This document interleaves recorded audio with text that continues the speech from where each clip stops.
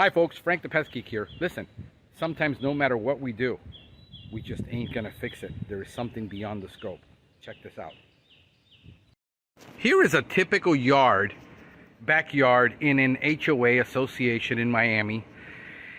And the problem with this property is, look at this massive live oak tree.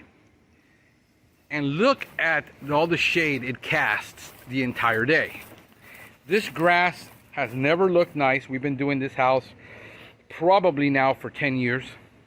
This is as best as it's gonna look. Even if you trim that tree down to let a lot more sunlight in, it's not going to. Plus, it has massive roots that are competing for resources. You have these old ficus trees that are right there. They're also competing for resources. And look over here. This is the sun part. Look how nice that lawn looks. Then they just made this new deck to overlook the lake. But what do you have on this side that looks horrible?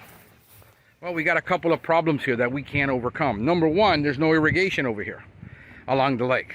So when there's drought, it's gonna get chinch bug, it's gonna get attractive. Second, we can't spray anything 10 feet from that lake. Not allowed.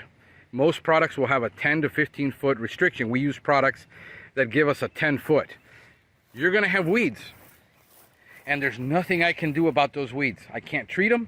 I can't do anything about it. Florida says, nope, 10 feet from a body of water, you're not allowed to spray. So that weed's always gonna be there. I'm always gonna be battling it, coming up and creeping up where I can do the line, basically, and bury it. But as you can see, there is some weed there, and it's stressed. There's a grass weed growing there. There's nothing we can do about that.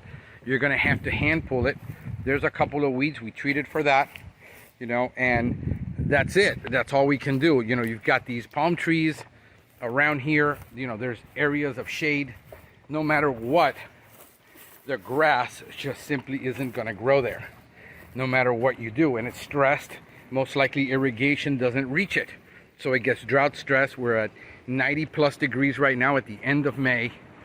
And look at the casting we have of the palm trees and of the shade from that tree, plus the amount of water that that tree is requiring to drink from that soil in order to survive there. So yes, there's things we're not going to be able to do.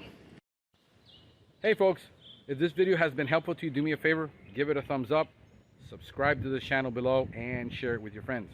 This is Frank the Pest Geek wishing you a pestacular day.